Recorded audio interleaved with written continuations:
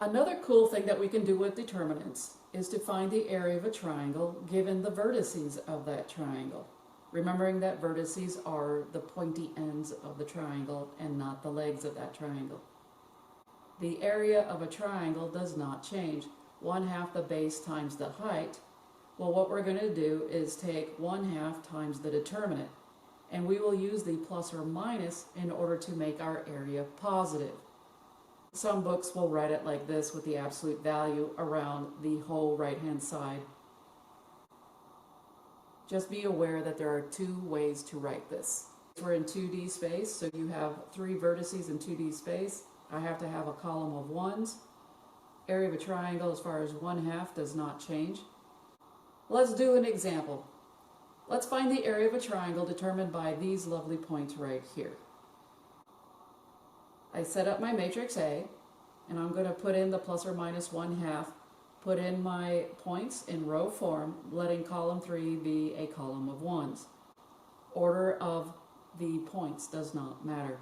I simply read it from left to right. That's the way I put it in my matrix. As you can tell, I am using the shortcut in finding the determinant of this 3×3.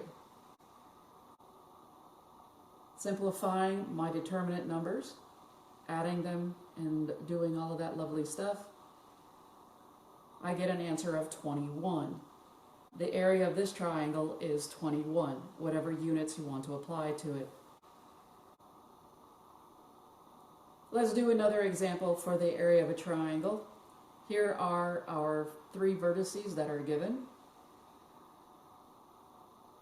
And this is my matrix A, set up with plus or minus 1/2 times my matrix. Column 3, again, are all 1s. I'm going to do the shortcut method on matrix A to find the determinant.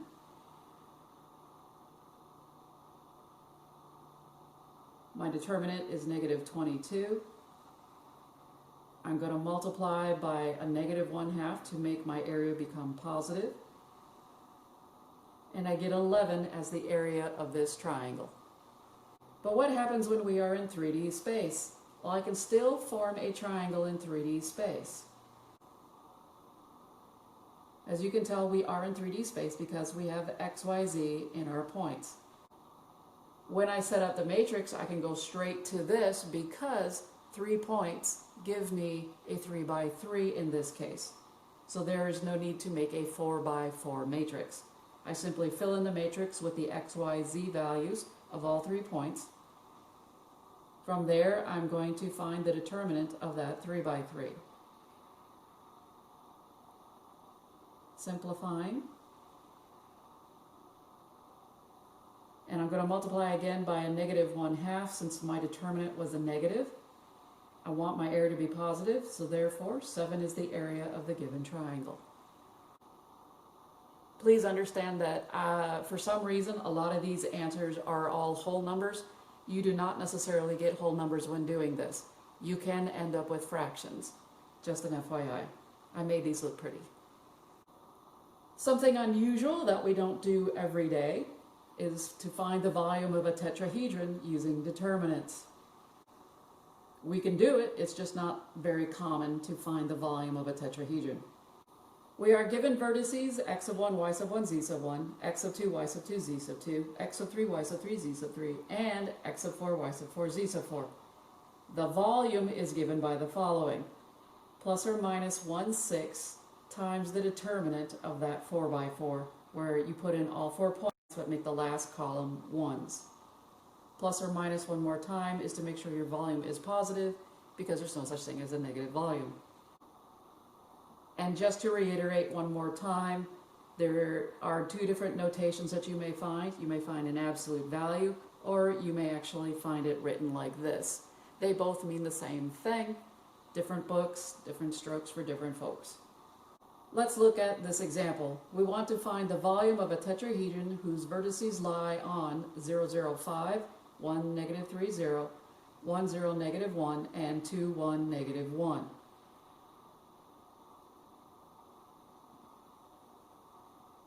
I set up my matrix where I put in all 4 points. Again, I put it in the order that it came in the problem. make the very last column a column of ones.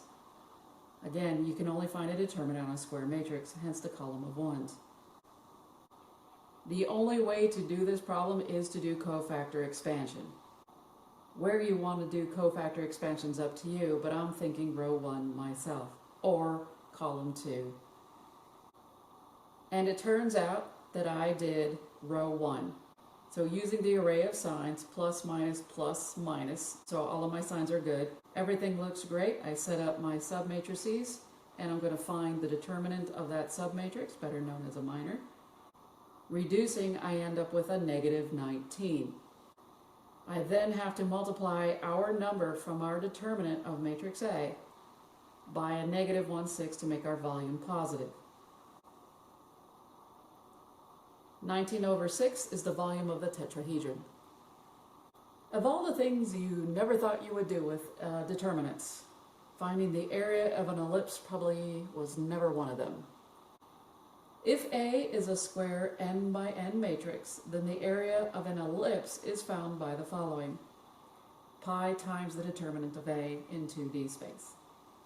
That's lovely. So the setup goes as the following. This is pi times the matrix A00B. And remember where A and B come from. A is the larger number of an ellipse in the denominator. So in this case, A falls underneath the x, and so it falls in the x part of this determinant. So to make sure you understand what I'm talking about, A goes here in the x, the B goes in the y. That's how you would set it up. Let's try to understand this concept. Find the area of an ellipse whose major axis has a length of 72 and whose minor axis has a length of 30. So let's talk about it. So they gave us the entire length of 72 for the major axis and 30 for the entire length of the minor axis. We have to remember the formula for an ellipse. It only comes from the center point of the ellipse, not the entire length of a major axis or minor axis. Thus, that is the reason why we took 72, cut it in half, and cut 30 in half to help us form the formula for the ellipse right here. We have x squared over 36 squared plus y squared over 15 squared equals 1. A squared is 36 squared, which means A is 36. B squared is 15 squared, which means B is 15. Now that we understand a little bit better about A squared and B squared and A and B, it's time to put these numbers in our matrix. A falls underneath x, so the 36 is going to go in the x spot on matrix A, and B falls under the y spot, the y column. So we have 36 and 15. All you do is you multiply those two together and you get a determinant of 540. However, that's the determinant of A. If you want the area of the ellipse, you have to multiply pi times your determinant. 540 times pi is your area of the ellipse. Let's do another example. Find the area of the ellipse by using the equation x squared over 25 plus y squared over 3 equals 1.